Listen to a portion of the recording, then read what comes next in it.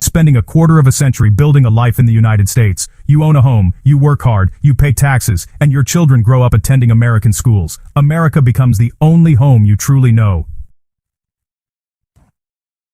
Then one day, without warning, you are told that your U.S. citizenship has been taken away, your passport is invalid, your legal status collapses, and everything you worked for is suddenly at risk.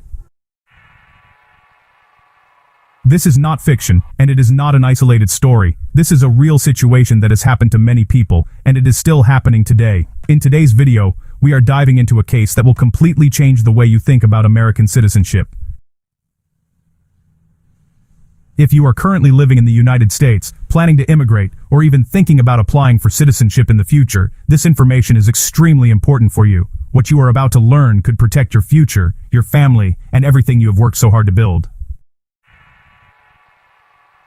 Welcome everyone to US Policy Watch. I'm your host, and today we are discussing a very serious and alarming topic: citizenship revocation.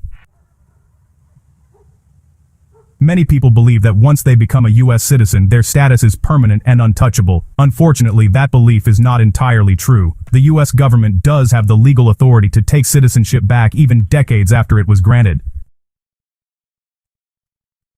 This process is known as denaturalization, and while it does not happen randomly, it can happen if certain conditions are met. Today, we will break down a real case where someone lost their U.S. citizenship after 25 years, analyze why it happened, and explain what lessons every immigrant and naturalized citizen must learn from it.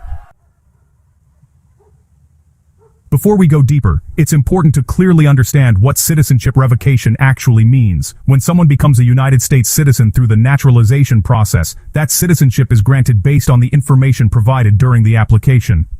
If the government later proves that the citizenship was obtained through fraud, lies, or intentional concealment of important facts, it can go to court and ask a judge to revoke that citizenship.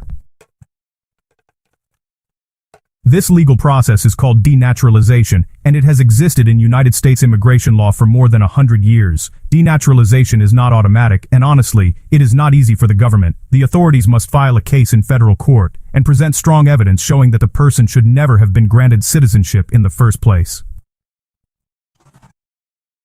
Citizenship is considered one of the most valuable legal rights in the United States, so the courts take these cases very seriously. However, in recent years, denaturalization cases have become more visible due to better technology, stronger international cooperation, and more advanced background checks. Now, let's talk about the real case that, honestly, shocked immigrant communities across the country. The individual involved had lived in the United States for 25 years. He became a naturalized U.S. citizen back in 1998. He held an American passport, worked legally, paid taxes, and raised children who were born right here in the United States. By all appearances, he was living a completely normal American life. No one around him suspected that his citizenship could ever be questioned. In 2023, everything changed. The Department of Justice filed a case against him, alleging that he had provided false information during his citizenship application process many years earlier. According to the government, when he completed his N-400 naturalization form, he failed to disclose critical details about his past. These details included alleged associations with a militant organization in his home country and serious legal issues that existed before he came to the United States. The N-400 form is not a simple document. It's extremely detailed and asks very direct questions about a person's history, character, affiliations, criminal background, and activities. Questions such as whether you have ever supported a terrorist organization, whether you have ever committed a crime, or whether you have ever lied to immigration officials are very clearly stated. Answering these questions falsely or, intentionally leaving out important information is considered fraud under U.S. immigration law. In this case, investigators determined that the individual did not simply make a mistake. The government argued that he intentionally hid information that would have made him ineligible for citizenship. After a lengthy investigation involving the FBI and the Department of Homeland Security, officials gathered records from his home country, interviewed witnesses, and verified historical documents. The evidence was strong enough for the government to move forward with denaturalization proceedings. When the case went to court, the judge reviewed all the evidence presented. The court ultimately ruled in favor of the government. As a result, the man's U.S. citizenship was officially revoked. His American passport was canceled, and his legal status immediately changed. After 25 years of life in the United States, he became subject to deportation and faced the possibility of being sent back to a country he had not lived in for more than 2 decades. This case is not unique. Every year, hundreds of denaturalization cases are filed in the United States. During the Trump administration, a dedicated denaturalization task force was created to specifically identify cases involving citizenship fraud. This effort has continued under the Biden administration as well, largely due to national security concerns. The government argues that individuals who hide serious criminal histories or extremist ties pose a threat to public safety. To support these efforts, the U.S. government has invested millions of dollars in improving fraud detection systems. Advanced databases, biometric records, international data sharing, and modern investigative tools now make it far more difficult to hide past activities.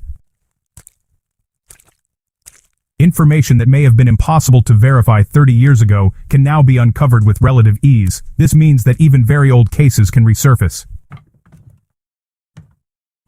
So, on what legal grounds can U.S. citizenship be revoked? The most common reason is material misrepresentation. This means lying about or hiding important facts during the application process. Material misrepresentation does not only involve direct lies, it also includes failing to disclose information that could have influenced the outcome of your application.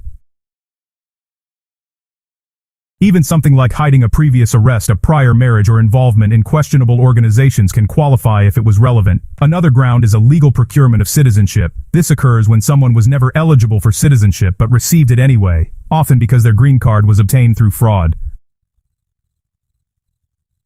There's also a provision, about refusing to testify before Congress on national security matters within 10 years of naturalization, though honestly, this is pretty rarely used. Additionally, joining a subversive or anti-government organization within 5 years of becoming a citizen can also trigger denaturalization.